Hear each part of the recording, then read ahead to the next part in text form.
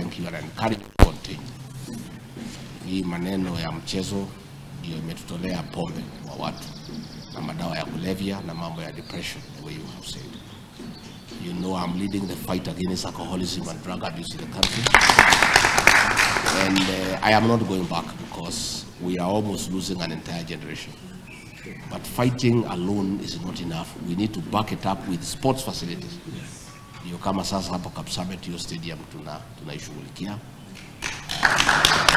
Pale Eldoret 64 stadium tunashughulikia. Pale Kamarini tunashughulikia.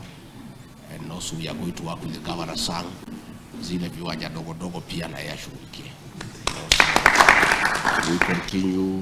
We continue enhancing our facilities for athletics and other sports.